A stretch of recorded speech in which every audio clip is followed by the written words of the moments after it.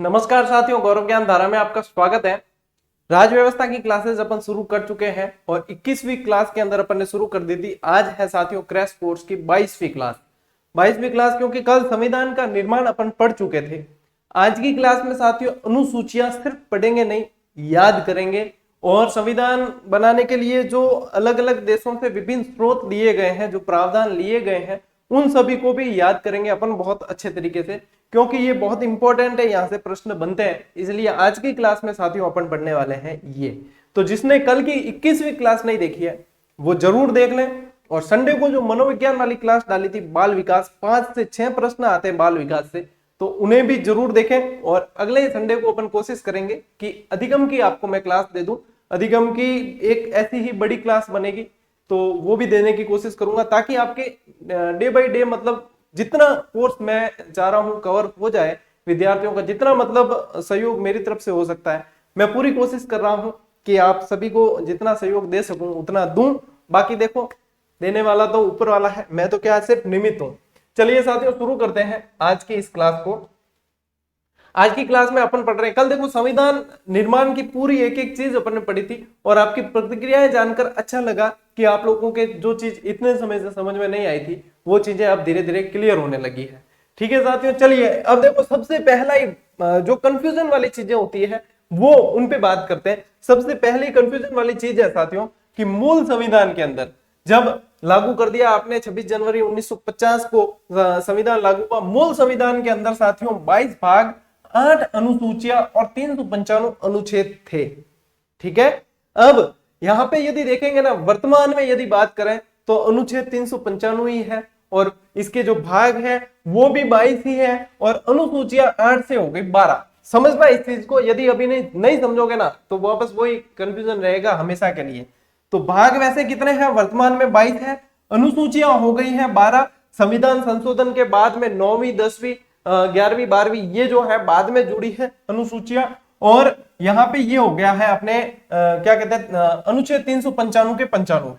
लेकिन यदि गणना की दृष्टि से देखें, क्योंकि साथियों संविधान संशोधन लगातार हुए हैं, तो संविधान संशोधन लगातार होने से अनुच्छेदों की वैसे देखे जाए तो संख्या बड़ी है, लेकिन मूल जो है वो 395 है, उनके अंदर जोड़े गए हैं बाकी। तो यदि गणना की दृष्टि से देखें, ये हमेशा ध्यान रखना, ऐसे का ऐसे जो आपके संघ सूची राज्य सूची उसमें भी है, गणना की दृष्टि से अलग होते हैं और वैसे मूल विषय अलग है। तो यहाँ पे साथियों ध्यान देना, गणना की दृष्टि से यदि देखोगे तो भाग जो है 25 है। ठीक है, भाग हो गए 25 और अनुसूचियां जो हो गई है साथियों 12 हो गई है और 465 अनुच्छेद है। ये यूपीएससी के अंदर पूछा गया सवाल है। ठीक है ना, तो अनुच्छेद हो गया गणना की दृष्टि से, ध्यान रखना। वर्तमान में यदि पूछेंगे तो ये सही है, इसको कोई नकार नहीं सकता।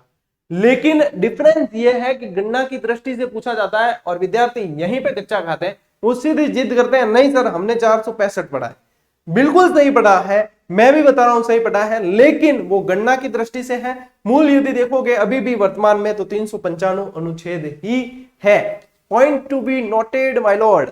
ठीक है ना, जो स्पेशल पॉइंट यानी वो नोट कराया जाए, तो अपा भी नोट करा दियो, point to be noted my Lord. आप मेरे भगवान ही हो, तो इसलिए आप सभी को ये नोट कर लेना चाहिए स्पेशली। ठीक है, अब साथियों देखना, जो नए भाग जुड़े हैं ना, नए भाग जुड़े हैं 4। ठीक है, नए जुड़े हैं 4, पहले कितने थे 22, तो 22 में 4 जोड़े तो होने चाहिए 26, लेकिन वर्तमान में 25 क्यों है गणना की दृष्टि से? क्योंकि एक जो 7वां भाग है वो रिप्लेस निरसित किया गया है। ठीक है, तो 4 जो जुड़े हैं वो समझना। एक तो जुड़ा है 4 क, 4 क में क्या है, 4 क में मौलिक कर्तव्य है अनुच्छेद 51 क के अंतर्गत। ठीक है, 4 क जुड़ा है, 9 क जुड़ा है, 9 क में है नगर पालिकाएं। ठीक है, 9 ख जुड़ा है, 9 ख में क्या है, सहकारिता है, और 14 क जुड़ा है जिसमें अधिकरण है। और इस तरीके से 4 भाग जोड़े गए हैं, एक हो गया है निरसित जो 7वां। तो इस तरीके से जो अपने रहे भाग पीछे वो रहे हैं 5। ज्यादा लोड नहीं लेना है, ऊपरी सवाल पूछे जाते हैं, लेकिन मैंने आपको व्यवस्थित बता दिया कि ये 4 भाग हैं वो बाद में जोड़े गए हैं, तो इन्हें भी अच्छी तरीके से ध्यान रखना। अब ये मूल देखोगे ना तो 22 ही है, क्यों, इसमें देखो 4 क, 9 क, 9 ख, 14 क ऐसे जोड़े गए हैं। यदि संख्या तो इनकी देखो 4 9 ये वो की वही है ना। तो ये इसलिए अब मैं कह रहा हूं कि यहाँ पे आपको ध्यान देना है विशेष के गणना की दृष्टि से देखेंगे तो अलग होगा और ऐसे अलग होगा। जैसे भी प्रश्न है, प्रश्न की प्रकृति को समझना, ऑप्शन को देखना, क्योंकि काफी सारे प्रश्न जो है ऑप्शन के अकॉर्डिंग से ही होते हैं, ठीक है ना। तो इन चीजों पे ध्यान देना। अब आते हैं साथियों अपन अनुसूचियों पे, ठीक है। शेड्यूल जो होते हैं वो है अनुसूचियां। अनुसूचियां कितनी है वर्तमान में, यहां पे देख लीजिए। अनुसूचियां आपके कितनी है वर्तमान में, 12। अब देखो, अब याद करेंगे अपन यहां से। प्रथम अनुसूची अपन बात कर रहे हैं भारत के संविधान की, यानी कि भारत के संविधान मतलब पहले राज्यों का बारे में बात करेंगे। जब राज्य है तभी तो देश है कि नहीं। तो सबसे पहली अनुसूची के अंदर आपके आ जाएगा संघ और संघ के राज्य। देखो, इस क्लास के बाद में अनुसूचियां याद नहीं हो तो मुझे बता देना, अनुसूचियां आपको याद हो जाएगी। अभी तक आप बार बार पढ़ते हो, बार बार पढ़ने का कारण भूल जाते हो, फिर पढ़ना पड़ता है। लेकिन मेरा प्रयास ये रहेगा सिर्फ पढ़ाना नहीं है, याद करवाना है। तो देखो याद कैसे होती है। फिर आती है साथियों द्वितीय अनुसूची। द्वितीय अनुसूची में क्या है, अब संघ और संघ के राज्य आगे। द्वितीय अनुसूची में आ जाता है साथियों संवैधानिक पदाधिकारियों के वेतन भत्ते और पेंशन। वेतन भत्ते और पेंशन। अब संघ और राज्य आगे पहले के अंदर। अब पहले संघ और राज्य है ना, उनको वापस व्यवस्थित तरीके से उनका प्रशासन चलाना है तो फिर नेताओं की और इनकी मतलब जरूरत पड़ेगी। अब जरूरत अपने मान लो कि अपन भी कहीं नौकरी के लिए कहीं जाते हैं, प्राइवेट प्लेसमेंट कहीं देखने जाते हैं, तो अपन सबसे पहली सोच क्या होती है कि अपनी सैलरी क्या होगी, ठीक है ना। सबसे पहली सोच अपनी क्या होती है कि सैलरी क्या होगी। सबसे पहले तो काम कहां करेंगे, तो संघ और राज्य आ गया। दूसरी सोच है कि सैलरी क्या होगी, वेतन। तो दूसरी अनुसूची में क्या आ जाएंगे, वेतन भत्ते और पेंशन वगैरह, जो ये है, जैसे राज्यपाल, राष्ट्रपति, उपराष्ट्रपति, संसद के जो अधिकारी अध्यक्ष वगैरह हैं, वो सब आ जाते हैं इनके अंदर, ठीक है। अब देखो तीसरी, हालांकि ये सारी चीजें है ना, आप राज्य व्यवस्था की वन लाइनर पास में रख के पढ़ना, आपको देखना एक एक चीज, बल्कि और भी व्यवस्थित तरीके से दे रखा है, लेकिन यह याद हो जाएगी। आपको दे रखी है वहां पे, आपको नोट्स बनाने की आवश्यकता महसूस नहीं होगी, लेकिन याद जरूर हो जाएगी। अब देखना, अब यहाँ पे वेतन दे दिया, ठीक है। अब वेतन दिया है, उसके बाद में शपथ ली जाती है कि मैं इसके प्रति ईमानदार रहूंगा। अपने कहीं भी नौकरी मिली, प्लेसमेंट मिला, तो अपन फिर वेतन लिया है, तब अपन फिर साइन करेंगे कि हाँ मैं इसके प्रति। पहले तो शपथ नहीं है ना, कंफ्यूजन ये 2 और 3 में होता है कि दूसरे में शपथ है कि दूसरे में वेतन है। तो दूसरे में यानी कि क्या है, अपने कंपनी देखी, कंपनी के अंदर अपन नौकरी के लिए गए हैं, वहां पे वेतन भत्तों की बात की है अपन ने, ठीक है। अब वेतन भत्तों की बात की, फिर कंपनी वाले कहते हैं आपको इस कंपनी के प्रति वफादार रहना पड़ेगा, यूं नहीं कि कोई प्रलोभन दे और थे चला जाओ तो हमारी कंपनी रुल जाए, ठीक है। तो यहाँ पे फिर क्या है, तीसरी अनुसूची के अंदर है शपथ और प्रतिज्ञान का प्रारूप है कि भैया ये रहेगी, ठीक है ना। ये प्रारूप इनके अंदर रहेगा। अब देखो, मेरे समझाने का तरीका यही है, क्योंकि ये सारी चीजें है ना, आप सभी को पता है शपथ क्या होती है, ये क्या है सब पता है, लेकिन याद कैसे करना है उस पे अपनी क्लास है। अब शपथ ले ली, लेकिन शपथ किसके लिए है, एम्प्लॉइज के लिए है। एक कंपनी को ध्यान में रखना, बस आपके ये ध्यान में रखना, शपथ किसके लिए, एम्प्लॉइज के लिए, वहां के बॉस के लिए नहीं है कि बॉस शपथ ले। बॉस के लिए एक अलग से नियमावली होगी कि बॉस की शपथ इसमें होगी। तो बॉस कौन है, राष्ट्रपति, उपराष्ट्रपति और राज्यपाल। इनकी जो शपथ है साथियों, राष्ट्रपति की अनुच्छेद 60 में, उपराष्ट्रपति की 69 में और राज्यपाल की है 159 के अंदर। अब इनकी शपथ के प्रावधान अलग से हैं, इनकी शपथ इसमें नहीं है, तीसरी अनुसूची के अंदर नहीं, ये ध्यान रखना है। बॉस की शपथ होगी अलग से, ठीक है। एम्प्लॉइज की शपथ बाकी की इनके अंदर है। 3 अनुसूचियां आपको हो गई याद, ठीक है ना। अब यहां पे आपकी समस्या नहीं है। आ जाते हैं भैया चौथी अनुसूची पे, आ जाते हैं चौथी अनुसूची पे। अब चौथी के अंदर देखो क्या है, पहले तो ये समझो कि राज्यसभा में राज्य व संघ राज्य क्षेत्र की सीटों का विवरण है। राज्यसभा के अंदर जो राज्य है और संघ राज्य क्षेत्र है, ये ध्यान रखना कि राष्ट्रपति द्वारा जो 12 मनोनीत सदस्य होते हैं, उनको छोड़कर बाकी सीटें हैं, उनका विवरण है। तो याद कैसे रखना है, राज्य यानी कि क्या करना है, राज करना है। राज्य यानी क्या करना है, राज करना है। और आज की तारीख में राज किसका होता है, जिसके पास में कुर्सी होती है। राज किसका होता है, जिसके पास में कुर्सी होती है। राज किसका होता है, ध्यान रखना, राज किसका होगा, जिसके पास में कुर्सी होगी। और कुर्सी के पैर कितने होते हैं, 4। 3 पैर की कुर्सी, आजकल वो राउंड वाली बना दे, वह बात अलग है, लेकिन 3 पैर की कुर्सी का मतलब ही है 4, ठीक है। राज करना है तो 4 पैर की कुर्सी चाहिए। किसका कुर्सी की है? सब सब किसके हैं? कुर्सी के हैं। तो राज करना है तो देखो 4 पैर होते हैं, तो चौथी अनुसूची के अंदर राज्यसभा के सीटों का विवरण है। सीट यानी सीट जिसको मिलेगी वो राज करेगा ना। राज कौन करेगा? जिसको सीट मिलेगी। सीट कौन सी? कुर्सी मिलेगी, बस। अब आते हैं साथियों 5वीं अनुसूची पे। 5वीं अनुसूची में क्या है? एससी और एसटी क्षेत्रों के अंदर प्रशासन और नियंत्रण की बात है। क्या है? मैं यहाँ पे है ना, यहाँ पे मैं शब्द लिख सकता था अनुसूचित जाति और अनुसूचित जनजाति क्षेत्रों की सीटों का प्रशासन और नियंत्रण, लेकिन मैंने जानबूझ के यहाँ पे लिखा है एससी और एसटी। उसका कारण ये है साथियों, ताकि आपको याद रहे, अनुसूची कौन सी है? 5वीं है। अनुसूची कौन सी है? 5वीं है। ये देखो अनुसूची कौन सी है? 5वीं है, ठीक है। तो 5वीं अनुसूची, अब 5 से ही एस बन जाता है। तो 5वीं अनुसूची के अंदर क्या है साथियों? 5वीं अनुसूची में है एससी और एसटी क्षेत्र जो है उनके अंदर प्रशासन और नियंत्रण की बातें हैं। 5 अनुसूचियां याद हो गई। 5 हुई के नहीं? पहला क्या है? संघ और राज्य। दूसरे में कंपनी में गए, वेतन की बात की है। तीसरे में शपथ की बात की है, बॉस की शपथ अलग थी। चौथे के अंदर सीट है, यानी कि राज करना है तो सीट चाहिए कि कुर्सी चाहिए कि कुर्सी के पैर होते हैं 4। 5वीं के अंदर एससी और एसटी क्षेत्रों का प्रशासन, यानी एस से 5 बन जाता है। 5 हो गई याद, साइड में रख दो, ठीक है। अब आते हैं 6ठी पे। 6ठी अनुसूची कहती है साथियों कि मिजोरम, त्रिपुरा, असम और मेघालय, इनके अंदर जो अनुसूचित क्षेत्र है उनका प्रशासन है।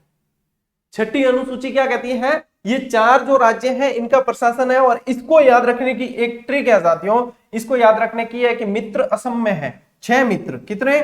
मेरे 6 मित्र असम में है।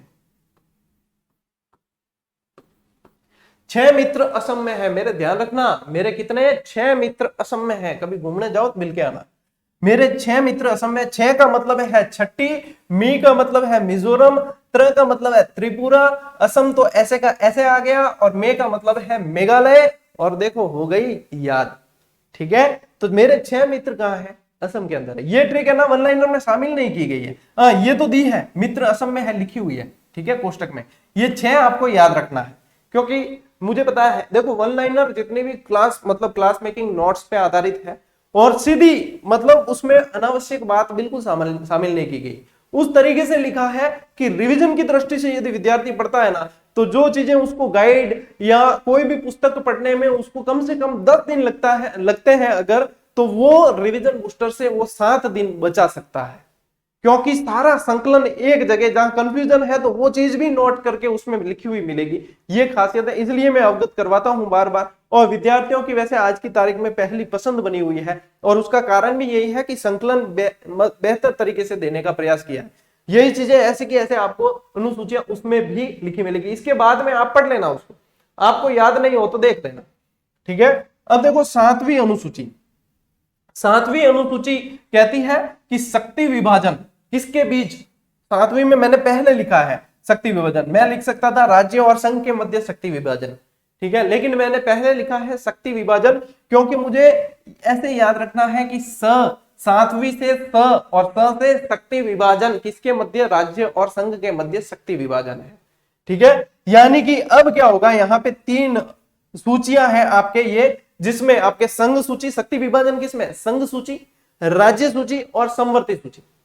अब संघ सूची जो है उसमें कानून बनाने का अधिकार संघ के पास में होता है, केंद्र के पास होता है। राज्य सूची जो है उसमें कानून बनाने का अधिकार राज्य के पास होता है। जो जो विषय इनमें सम्मिलित है उनपे कानून बनाने का अधिकार किसके पास होगा? राज्य के पास। समवर्ती के हैं, समवर्ती भेड़ियों है, भेड़िया में समझो मतलब मिश्रण है। संघ और राज्य के दोनों को अधिकार होता है कानून बनाने का, लेकिन वाद होता है, कोई समस्या होती है तो केंद्र का मान्य है, संघ का मान्य है, ठीक है। इस तरीके से ये 3 अनुसूचियां हैं जिनके अंदर शक्ति विभाजन है राज्य और केंद्र के बीच, ठीक। अब देखो इनमें मूल विषय जो थे साथियों वो थे संघ सूची में 97 और ये राज्य सूची में 66 और यहाँ पे समवर्ती में 47। वही बात है। अब वर्तमान में यदि देखोगे ना, कई सारी किताबें इसको देती नहीं है, सीधा देती है ये, वर्तमान में सीधा देती है ये, लेकिन ये बीच में ये है, मूल जो है ना वो ये है। देखो मूल विषय तो ये हो गए, लेकिन अब जो संख्या है वर्तमान में वो ये है कि संघ सूची में 98 है, राज्य सूची में 59 है और समवर्ती में 52 है। लेकिन गणना की दृष्टि से देखा जाएगा तो वर्तमान में कितने हैं? गणना की दृष्टि से यहां संघ में 100, राज्य में 61 और समवर्ती में है 52। ये वही चीज है जो मैंने आपको संविधान के भाग में बताई, उसी तरीके से गणना की दृष्टि से ऑनलाइनर में स्पेशल कॉलम वहां दे रखा है। 2-3 विद्यार्थियों के मेल आए थे कि सर ये गणना समझ में नहीं आया कि गणना और क्या है। वर्तमान में तो ये दे रखे आपने, फिर गणना क्या है? तो ये यहां से आपके क्लियर हो जाएगा कि गणना की दृष्टि से यदि देखेंगे, जो भाग जिस तरीके से दे रखे हैं ना अपने संविधान के, उसी तरीके से इसमें भी गणना की दृष्टि से अलग है। ठीक है, और वर्तमान में गणना की दृष्टि से यानी कि ज्यादातर आपको वर्तमान में पूछे जाते हैं यही। कहीं कोई समस्या है क्या? नहीं, बढ़े आगे। चलिए, आपको याद हो गई है कितनी? 7 अनुसूचियां, स से शक्ति विभाजन। ठीक है, 6 मित्र असम में। चलिए 8वीं अनुसूची। ठीक है, 8वीं अनुसूची जब मैंने आपको इतना याद करवाया है तो आप थोड़ा आभार तो जताएंगे ना? बिल्कुल जताएंगे सर, या फिर आभास करवाएंगे ना कि हाँ सर आपने अच्छा पढ़ाया है या हमें समझ में आया है। तो इस बात का क्या करवाएंगे? आभास करवाएंगे ना? जी सर करवाएंगे। तो आभास, ठीक है। अब कई जना कहते हैं सर भास यूं कौन में आभास में? अरे याद कराना, अरे मेरे हिसाब यूं है। ठीक है, आ यानी कि 8वीं, भाष यानी कि भाषाएं, लैंग्वेजेस। इसके अंदर क्या है? 8वीं अनुसूची में लैंग्वेज है। क्या है? भाषाएं हैं। जो मूल रूप से, अब ये पूछा जाता है, मूल रूप से भाषाएं जो थी संविधान के अंदर 14 थी। वर्तमान में भाषाओं की संख्या है 22। दोनों ही मोस्ट इंपोर्टेंट चीजें हैं। अब देखो भाषाओं में 15वीं भाषा जोड़ी गई साथियों सिंधी, और सिंधी जोड़ी है 21वें संविधान संशोधन से 1967 में। ठीक है, और 16वीं भाषा साथियों जोड़ी गई कोंकणी, 17वीं मणिपुरी और 18वीं नेपाली जोड़ी गई है, जो 71वें संविधान संशोधन से जोड़ी गई है। इसको याद कैसे रखोगे? इसको याद रखना है, देखो 16वीं, 17वीं, 18वीं साथ में 15वीं सिंधी है। ठीक है, 15वीं सिंधी है, 16वीं, 17वीं, 18वीं आपके ये है। तो इनको याद रखने की ट्रिक है कॉमन। ठीक है, देखो कोंकणी, मणिपुरी और न से नेपाली। कोंकणी, मणिपुरी और न से नेपाली, तो ये हो गई। अब 19 से लगाकर 22 तक जो भाषाएं हैं, यानी 19, 20, 21, 22, आज की क्लास भी है अपनी नंबर 22। ठीक है, और 19 से लगाकर 22वीं जो भाषा है वो 92वें संविधान संशोधन से जोड़ी गई है। ठीक है, इनको याद कैसे रहे? देखो कौन कौन सी है? बोडो, डोगरी, मैथिली, संथाली। संथाली 22वीं है, सबसे लास्ट में। ठीक है, इनको कैसे याद रखोगे? इनको याद रखना है साथियों, बिल्कुल आसान ट्रिक है। बुड्ढी डोगरी, बुड्ढी डोगरी मेथी थाली में खावे। बुड्ढी डोगरी मेथी थाली में खावे। बोडो, डोगरी, मैथिली, संथाली, कहीं कोई समस्या नहीं है। बुड्ढी डोगरी, मैथिली, संथाली और सारी की सारी समस्या निकाली। ठीक है, हो गई याद। चलिए 8 अनुसूचियां आपको याद होगी, पीछे बची 4। आइए याद कराएं ये भी। 9वीं अनुसूची। 9वीं अनुसूची क्या है साथियों?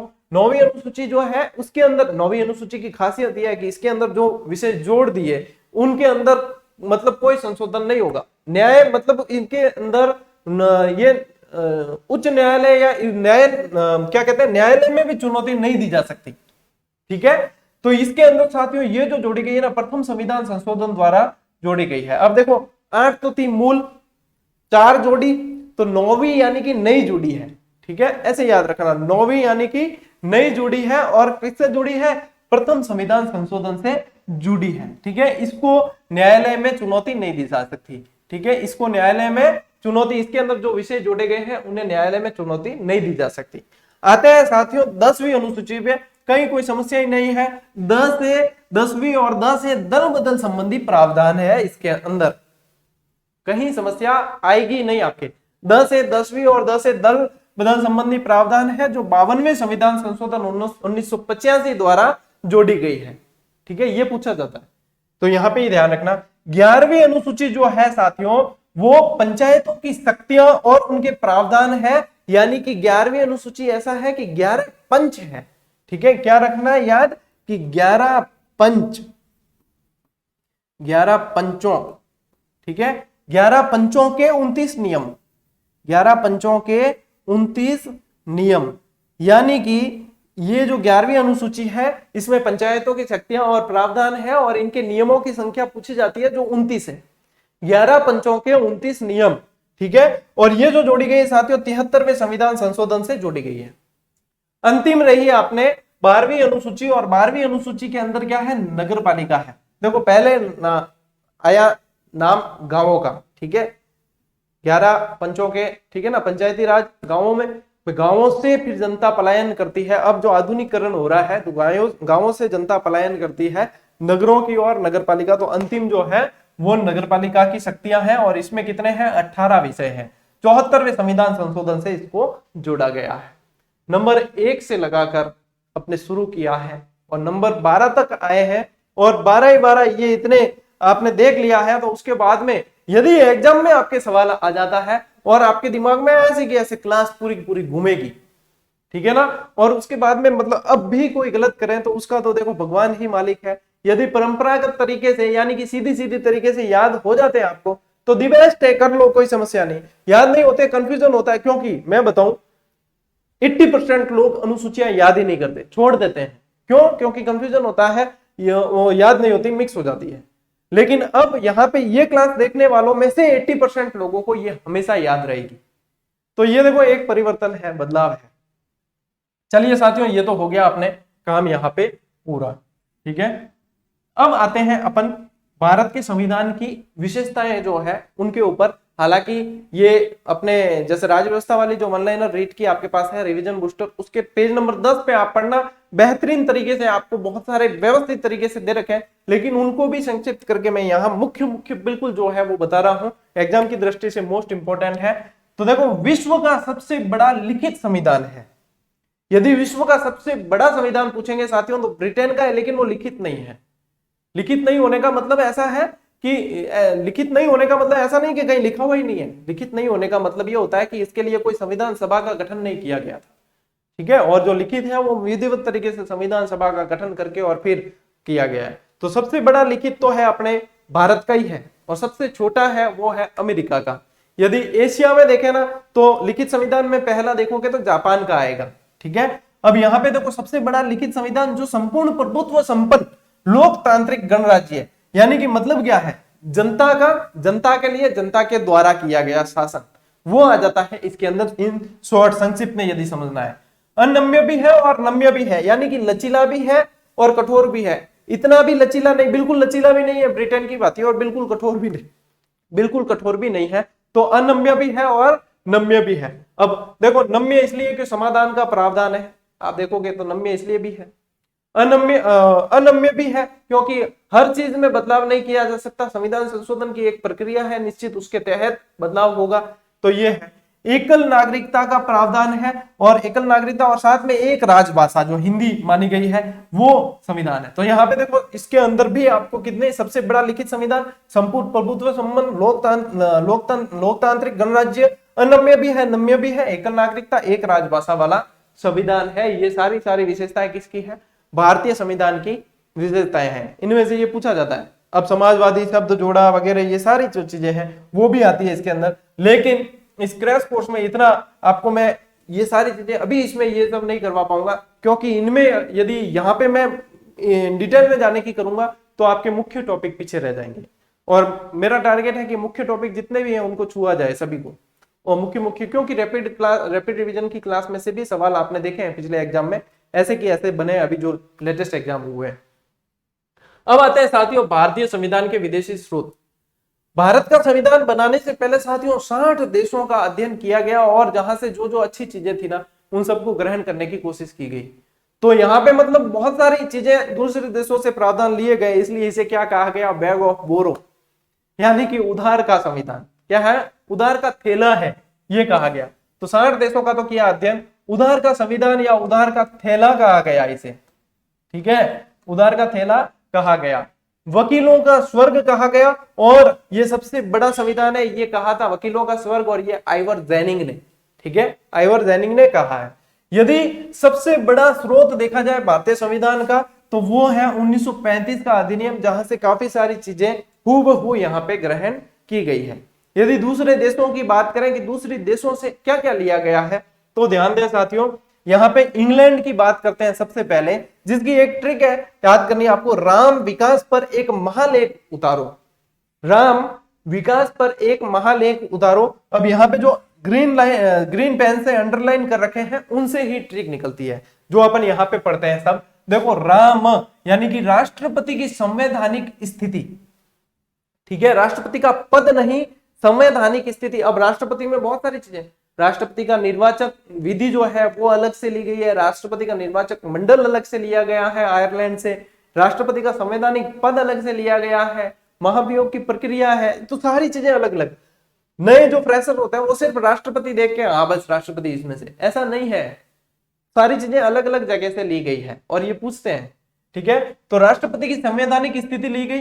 म से आ जाएगा साथियों आपके मंत्री परिषद का लोकसभा के प्रति जो सामुदायिक उत्तरदायित्व होता है वो यहां से इंग्लैंड से लिया गया। वी यानी कि विधि का निर्माण प्रक्रिया और विधि का शासन। अब विधि का शासन तो लिया गया है यहां से, लेकिन विधि का समान संरक्षण यहां से नहीं लिया गया, वो अलग है वापस। ये सारी चीजें ध्यान देने लायक है।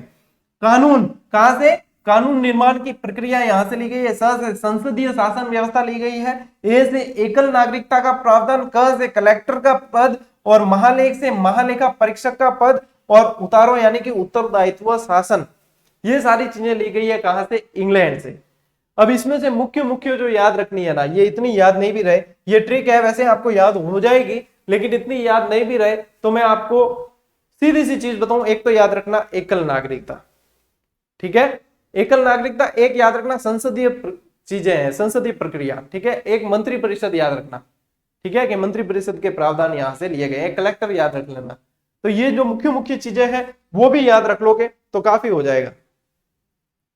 अब आते हैं साथियों अगले देश पर जो है अपना अमेरिका। अमेरिका चलते हैं, एक सेकेंड रुके आप। हाँ, अब आते हैं अमेरिका। अमेरिका की ये ट्रिक है साथियों, अम्मी ने नई आदि मूली राम को रावपुरा। एडी केडी ट्रिक है के जना के गुरुजी, ट्रिक एडी केडी है, अरे याद रखने के हिसाब से बहुत बढ़िया है। अम्मी ने नई आदि मूली, क्या कहीं समस्या है क्या? अम्मी ने नई आदि मूली राम को रावपुरा, यहाँ राम को रावपुरा में समस्या हो सकती है, लेकिन मुझे तो याद हो गई थी। और ये ट्रिक जो है ना साथियों 5 साल पहले बनाई थी मैंने, और 5 साल से ऐसे की ऐसे दिमाग से चिपकी हुई है। अब आप सोचो कि तुरंत ही आप तो भुनाना चाहो तो वो नहीं है, भोग देना पड़ता है ये सारी चीजें स्थायी करने के लिए। जब आप देखते हो कि सर आप भूगोल भी पढ़ा लेते हो या इतिहास भी पढ़ाते हो, पॉलिटिकल भी पढ़ाते हो, तो इनके पीछे साथियों एक बहुत बड़ा भोग दिया गया है जिसने बहुत सारा समय लिया है मेरा, और उसके बाद में जो है मैं आपके सामने खड़ा हूं यहाँ।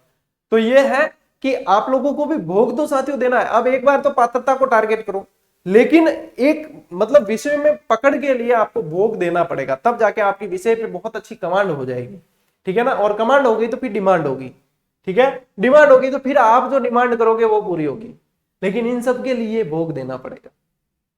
देखो अम्मी ने नई आदमी बोली, यानी कि यहां से आ जाएगा अमेरिका। अम्मी ने यानी कि कहां से लिया है, अमेरिका से, ठीक है। यहां नई का मतलब क्या है, ये देखो न्यायिक पुनरावलोकन। नई का मतलब क्या है, न यानी कि न्यायिक, ये भी भारतीय संविधान की विशेषता है। न्यायिक पुनरावलोकन यानी कि जो पहले फैसले कहीं लिए गए हैं उनको वापस देखकर आगे के फैसले ले सकते हैं, उनका वापस पुनरावलोकन करने के प्रावधान, तो न्यायिक पुनरावलोकन है। आदि मूली, इनको क्या करना है, एक दूसरे के साथ में एक्सचेंज करना है। एक्सचेंज करने से क्या हो जाएगा, मूली पहले आ जाएगा यानी कि मूल, और आदि यानी कि अधिकार, एक दूसरे के साथ में करना एक्सचेंज, ठीक है, मूल अधिकार। अब देखो ये राम, अभी अपन ने राष्ट्रपति की संवैधानिक स्थिति पढ़ी थी, अब अमेरिका में अपन पढ़ते हैं साथियों कि राष्ट्रपति पर महाभियोग। राष्ट्रपति पर महाभियोग की प्रक्रिया यहां से ली गई, महाभियोग। अब राउपरा, रा यानी कि राष्ट्रपति है, यानी कि राष्ट्रपति का पद है, ठीक है, और उपरा यानी कि उपराष्ट्रपति, ठीक है, ऐसे उपरा, आगे यही करना है, उपराष्ट्रपति का पद भी यहां से लिया गया। देख लो, न्यायिक प्रक्रिया, मूल अधिकार, राष्ट्रपति और उपराष्ट्रपति के पद, राष्ट्रपति पर महाभियोग की प्रक्रिया और विधि के समान संरक्षण भी यहां से लिया गया है, ठीक है। अब इंग्लैंड के बाद में अपन अमेरिका की यात्रा कर चुके हैं। अब अपनी फ्लाइट आगे बढ़ेगी साथियों और ये कनाडा जाएगी। ठीक है, कनाडा से क्या लिया गया है, संघ और राज्यों के मध्य शक्तियों का विभाजन, संघात्मक शासन और अवशिष्ट विषय। सीधा सीधा साथियों बताऊं तो कनाडा से पूछते हैं, आप याद रखना संघ का नाड़ा, ऐसे याद रख लेना। ठीक है, ऐसे याद रख लेना, या वैसे कंस अवस ऐसे याद रखो तो अपनी ट्रिक तो वैसे कंस अवस है, तो कंस अवस याद रखोगे तो यहाँ पे क्या होगा कि अवशिष्ट विषय भी याद हो जाएंगे। लेकिन मोस्ट इंपॉर्टेंट है संघ का नाड़ा। ठीक है, यानी संघ, संघ से संबंधित प्रावधान, यूं समझ लेना इन शॉर्ट की संघ से संबंधित कई नाम आए और हमें कुछ याद नहीं आ रहा तो कनाडा करना है, तो संघ का नाड़ा। अब देखो आयरलैंड, आयरलैंड की ट्रिक है साथियों, आनी रानी राष्ट्र में 12 आदमी, आनी रानी राष्ट्र में 12 आदमी। तो आनी यानी कि आ से तो है आपके सीधा आयरलैंड और नी से है साथियों आपके नीति निर्देशक तत्व, जो मोस्ट इंपोर्टेंट है, ये बहुत बार पूछा जाता है। ठीक है, तो नीति निर्देशक तत्व यहां से लिए गए। इसके बाद में देखो राष्ट्रपति का निर्वाचक मंडल, ये वापस अलग आ गया। ठीक है, राष्ट्र का मतलब क्या है, राष्ट्रपति, राष्ट्रपति का निर्वाचक मंडल वो लिया गया है कहां से, आपके आयरलैंड से लिया गया है। इसके बाद में साथियों याद रखना है कि राज्यसभा के अंदर जो 12 सदस्य मनोनीत होते हैं, वो राष्ट्रपति द्वारा जो मनोनीत किए जाते हैं, वो प्रावधान भी कहां से लिया गया है, आयरलैंड से लिया गया है। तो क्या है, राष्ट्रपति द्वारा राज्यसभा में 12 सदस्यों का मनोनयन। ठीक है ना, ये कहां से लिया गया है, ये भी आपके आयरलैंड से लिया गया है। ठीक है, समस्या कहीं भी नहीं है, एक से दूसरी बार आप क्लास देख लोगे तो आपके स्थायी है ये चीजें। ठीक है ना। अब देखो ऑस्ट्रेलिया, ऑस्ट्रेलिया से लिया गया साथियों प्रस्तावना की भाषा, विशेष रूप से ध्यान रखना, ये बहुत मोस्ट इंपोर्टेंट है। ऑस्ट्रेलिया से क्या लिया गया है, प्रस्तावना की भाषा ली गई है। ठीक है, समवर्ती सूचियां ली गई है और समवर्ती सूची ली है और संयुक्त अधिवेशन का प्रावधान जो है सदन में, संसद में संयुक्त अधिवेशन का प्रावधान है, वो भी कहां से लिया गया है, ऑस्ट्रेलिया से लिया गया है। यानी कि आपस में समान रहो। ठीक है, आपस में समान रहो, ये आ गया। अब देखो इसमें यूं है कि फ्रांस से क्या लिया है, फ्रांस से लिया है साथियों स्वतंत्रता, समानता, बंधुत्व और गणतंत्र, जिसमें से ये एक, ये दो और ये तीन शब्द स्पेशली पूछे जाते हैं। ठीक है, तो फ्रांस से जो ये 3 शब्द है ना, ये बहुत ही व्यवस्थित पूछे जाते हैं। और बाकी गणराज्य यानी कि गणतंत्रात्मक राज्य है, वो भी प्रावधान कहां से लिया गया, फ्रांस से लिया गया है। सोवियत संघ रूस से क्या लिया गया है, रूस से लिए गए हैं मूल कर्तव्य। ठीक है, रूस से मूल कर्तव्य जो अनुच्छेद 51 क के अंदर है और 5 वर्षीय योजनाएं हैं, ये भी कहां से ली गई है, रूस से ली गई है, सोवियत संघ से ली गई है। ठीक है, फिर देखो अफ्रीका, अफ्रीका के अंदर से विशेष रूप से संविधान संशोधन की प्रक्रिया साथियों ली गई है। ये इतना सा आपको याद रखना है। दक्षिण अफ्रीका से क्या लिया गया है, संविधान संशोधन की प्रक्रिया। जर्मनी से आपातकालीन प्रावधान के तहत राष्ट्रपति द्वारा मूल अधिकारों का जो निलंबन किया जाता है वो लिया गया, यानी आपातकालीन जो उपबंध है वो लिए गए हैं कहां से, जर्मनी से।